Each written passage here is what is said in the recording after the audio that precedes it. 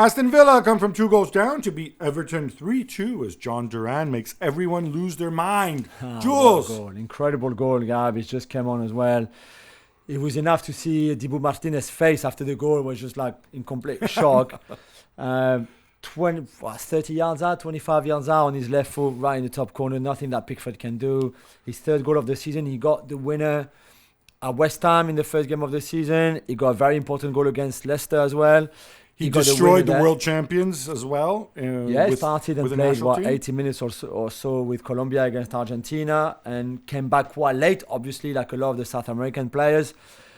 The problem with him is he's still only 20, so he's still very raw. You could see him the way he plays. But that kind of instinct of those finishes and those strikes and those goals. There's another one after where he chased the ball up and tried to almost do like an overhead kick. So this is the way he plays. The problem is he's got Oli Watkins ahead of him, and Unai is never going to play with the front two. So his game time will always be limited, I think. And I don't know how much this will slow down his progress or not. I think that's why he was quite keen to leave in the summer and go to Chelsea, because he knew he would have played more there, because there's obviously not a Watkins there compared to staying at Villa. But he's got plenty of time, but he's so talented. By the way, I'm going to throw in a brief digression here since you mentioned him coming back late, like a lot of South American players. Cristian Romero liked a tweet. I saw that. Which said that Tottenham, from an Argentine journalist, didn't arrange sort of private air travel for their national team players coming back from South America, which some clubs do. I don't have a breakdown of who gets to fly in the private jet and who has to fly commercial. And look, obviously, it depends on many factors. It depends when the next direct commercial flight is and stuff. Obviously, you need to get to London. London has a lot of flights to South America and so on. So there's a lot of factors that go into it. But we've seen in the past where teams that maybe have multiple South Americans, they say, hey, let's put our money together and pay for private air travel, right? Yeah, we've seen it many, many times. But I guess you don't have any information on this. I think somebody should write about this. Figure out who does this and why. Like, I'm assuming who shares flights. Yeah. I mean, but you don't even have to. I think it's a no-brainer for a club like Spurs or any club, especially before a big game at the weekend, to try to bring some of your most important players as soon as possible back to the training ground. Because you're in London, I mean, again, off the top of my head, I don't know if there's other Argentine because Argentina played Colombia, right? Yeah. So I don't know what other Argentine or Colombian internationals are in London off the top of my head. I'm sure there must be some. But even John Duran, right? He could have chipped in on the flight or whatever. Yeah. There's got to be ways. Oh, you mean the players? No, not the players. The clubs. The clubs. Yeah. So Villa and Arsenal say, hey, it's in our interest to have these guys back. Yeah. Sorry, Villa and Spurs in this case, right? I would assume that, like, if you're in a smaller town, which doesn't have the direct flights as well, like if you're in Manchester, it makes a big difference having him fly directly back to Manchester. I'm sure United and City and maybe Liverpool and Everton too, they could all chip in. Yeah, absolutely. Yeah, I'd love to know if they do that. It's quite common. Yeah, it is quite common. But I know it. Even same we for should have African actual players. facts about this. I think that would be relevant, rather than us speculating. Yeah, but even if you don't share, if you can't share, this is part of your budget as a club to already plan for those international players who will come back straight with a private jet that the clubs pay, and it's expensive. It's £5,000 an hour or something like that. So for a flight of 10 hours, it costs you a lot of money to bring back Cristian Romero or whoever your players are. But that's why if you're bringing back John Duran as well, it's costing you half as much. Yeah, and it's in the interest not just of the two clubs, it's in the interest of the Premier League to have their best players back. Yeah. But the clubs do that. It's common. But even if you could not find an agreement with Aston Villa, however, clubs like Spurs, every club really should do that for their players and not tell them to take the next British Airways flight from Buenos Aires to London and come back on their own. Like, it's just, that should not be happening. Unless it's Anthony, of course, in which case you can take a little more time. He doesn't even travel anymore because he doesn't even call up. So, UEFA have written to the UK government saying that if the proposed regulator is seen to be interfering with football, there could be no Euros and no Champions League for English, Welsh and Scottish clubs. Gab, that sounds scary. And can you explain it a little bit more? Yeah, it sounds scary. You don't need to worry about it. It's like, never happen. There's no beast under your bed. And it's not in your closet, not in your head. Look, since we've talked about this before, both the government, so in this country, Labour and the opposition, Conservatives, there's a bunch of them that agree that football is so important in this country that it needs a regulator in the same way that we regulate the water company or the electrical company or private schools or whatever. There has to be some independent entity that says, okay, these are the rules. You can't go beyond that, right? Football Association, you have some rules. Premier League, you govern other rules. You guys, we can't leave it all up to you. And this could mean ticket prices. It could mean travel. It could be whatever else. But you need to pass a law to do this. Yeah. I think it would be kind of unprecedented. I don't think other countries have this. Either. Of course, in other countries, you often have a stronger FA that doesn't get bullied and pushed around by the clubs. But that's another issue. One of the clauses in here, in sort of that's been talked about and has been in some of the draft bills that were never actually voted on, is saying that the leagues have to kind of follow the government foreign policy. So, for example, if Vladimir Putin, right now, obviously with the issues and the sanctions against Russia, if he wanted to go and buy Sheffield United, let's say, the regulator could say no because you're not a welcome person here, right? UEFA, on principle, like FIFA, say governments cannot interfere with the FA, right? So unless you're actually breaking the law of the land, again, the Putin case might be not a great example because he might be breaking the law of the land because he's probably sanctioned, but whatever, somebody else, right? Some dude from North Korea nobody's ever heard of, right? So essentially they're saying, guys, don't put this in there because you will have a problem. Government, we don't want to open a door for government dictating to sport how sport should be run. Fair enough. Unless you pass an actual law, right? That which is obviously a different issue.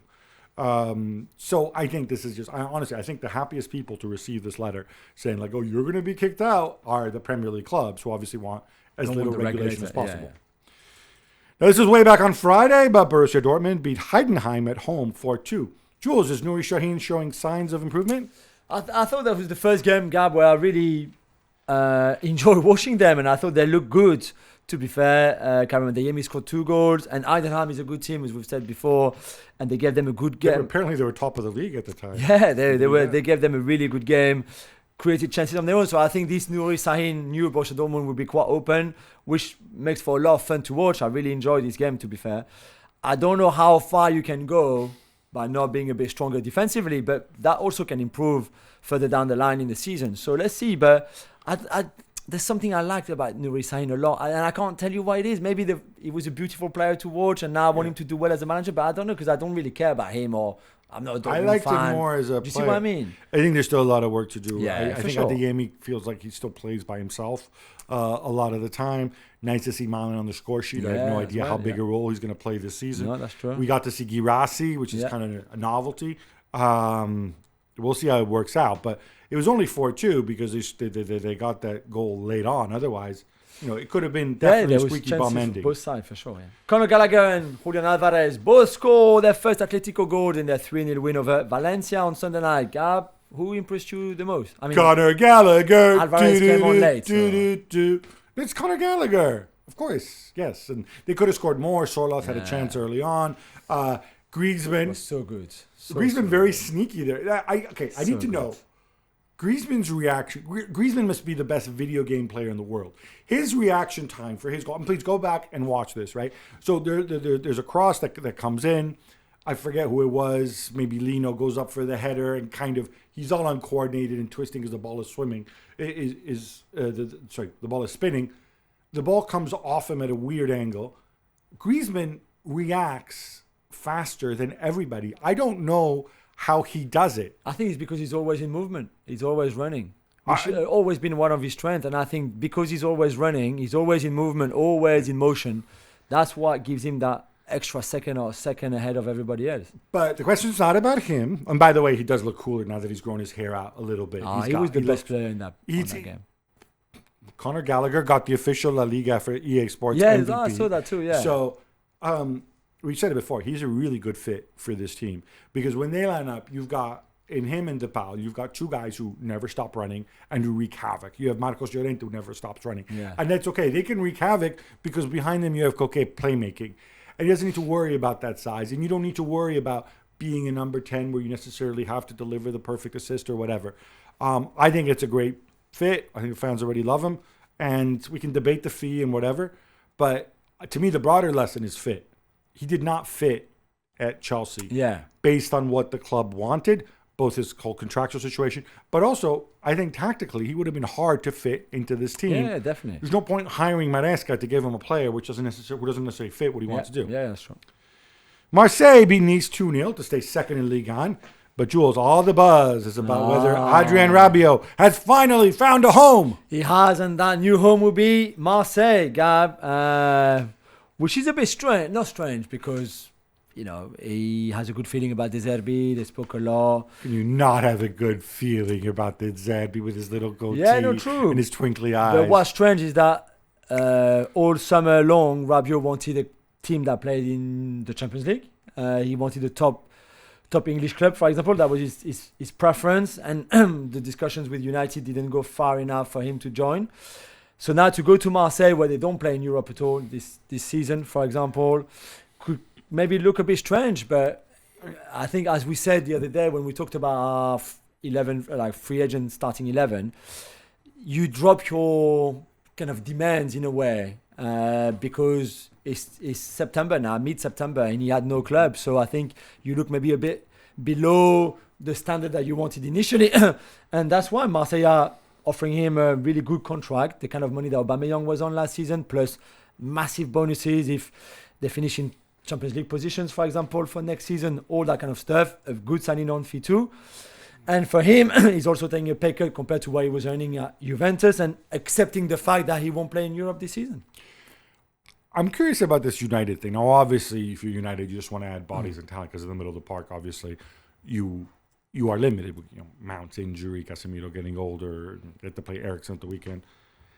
But equally, where would he have fit in the system? Assuming United play some variants on the 4-2-3-1, if you've got Bruno in the hole, will you have played him as one of the two? Yeah, I think with Maino, yeah. Maino, Rabiot? Yeah. I don't know. I like him in a 3 where he's on the left-hand side of the 3. But he will play in the 2 at Marseille. All right. Yeah, he plays in the 2 for France. Let's see how De Zerbi does that. Yeah. But I think De Zerbi was really, really keen to have him, and the plan is to play him in Højbjerg. So, we see. Sevilla get their first win of the season, beating Getafe 1-0. But Gab, how about the goal scorer? Jesus Navas, 39 years young. He's one of La Liga's all-time oldest. Yeah. Maybe the oldest. He could have had 2 goals in this game. Huge win for Sevilla. Obviously, I guess that not getting off to the greatest start. It's just so nice to see this. The guy wins the Euros in the summer. Now he scores a goal, age 39. Legend. He's got all those, people forget, but he's got all those trophies from years ago when he played for Manchester City. That really feels like an age ago. Incredible. What time is it? It's Texter time! Jules, Lyon get a draw away to Lens, which means that for the 3rd time in 4 games, they failed to score. And Marseille are up next. Should he substitute himself up front? No, because they were good actually, Gab. They were really good. They had chances like Lacazette, Gift Orban, who this time didn't score, unlike the last game against Strasbourg. So they were good, and to be fair, it was a nice game. It was a nice 0-0 draw, really open and really nice to watch as well.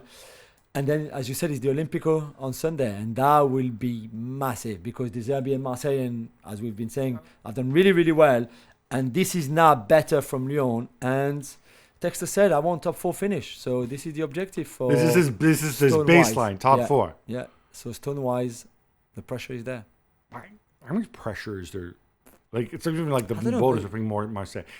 I'm assuming Paris Saint-Germain, Monaco, Marseille, Lyon on paper, right? Am I forgetting somebody, right? No, so Lille or our friend Joseph at Lens or Rennes with the kids, somebody's got to do something in exploit to bust into it, right? But how many times have we said, like, okay, like the 4 big favorite, and then it doesn't just happen like... Yeah, but it kind of feels like, let me pay you a bonus for you putting on your trousers in the morning. You know what I mean? Like, whatever. Yeah, but I guess when you start so bad, as badly as they did, maybe that 4th place doesn't now he fired the sporting director, so everything's going to be fine. True. Let's see. But well done John Texter for not losing this weekend, I guess. That's what we can give it to him.